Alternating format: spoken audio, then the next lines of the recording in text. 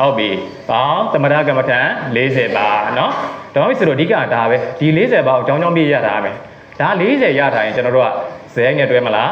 နမိတ်နဲ့တွဲမလားဘာဝနာနဲ့တွဲမလားနောက်ပိုင်းဆိုလာမယ်ကမ္မထံနဲ့တွဲရတာပါနော်ကြောင့်ကမ္မထံဒါပါတော့ဘေးရသည်ဒီဘေးကမ္မထံရတယ်နော်ဇံမရတယ်ဆိုဇံနေရစာတွဲရမှာဖြစ်ပါတယ်အဓိကမင်းရတာပဲဒီ40ပါကိုကျွန်တော်တို့ကသိထားမယ်ရထားမယ်နော်ဒါလေးရထားပြီဆိုကျွန်တော်တို့နောက်ကဘာနဲ့တွဲအဆင်ပြေပြီဟုတ်ပြီကျွန်တော်အခုအဲ့ဆိုရင်အကျမ်းမြင့်လေးတွဲကြည့်မယ်ဒါဆိုရင်သမထကမ္မထံ40ပါနော်ဇယိုက်6ပါးလေးနဲ့အကျမ်းမြင့်ပြန်တွဲကြည့်အောင်နော်ကဲဇယိုက်6ပါးလေးပြန်ပြောပါဦးယာတော့မောဝီနော်အတူကောလေးမှတ်တာရရနော်ယာကောဒါတော့မောဝီပြီးတော့မကောင်းစရိုက်၄ပါးနောက်တစ်ခုကတတ္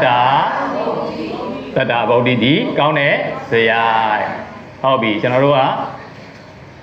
သမထကမ္မထပရမရှိလဲ40ပါဇယိုက်ကပရမရှိရတယ်လဲ6ပါပြီးတော့ဒီဘက်မှာလာမှာကသဗ္ဗစရိုက်နော်သဗ္ဗဆိုတော့ဓမ္မပစ္စည်းတို့အလုံးစုံနော်အလုံးစုံကျွန်တော်တို့ကအလုံးစုံကဘာကိုပြောတာလဲ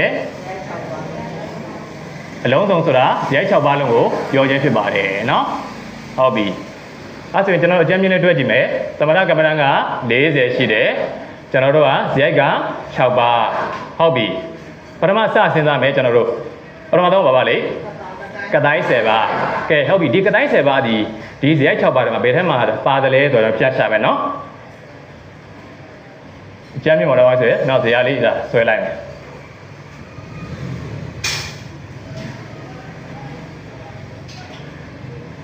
ဒါဆိုတော့ဘိုးကြီးမြင်လွယ်အောင်လို့နော်ဟုတ်ပြီ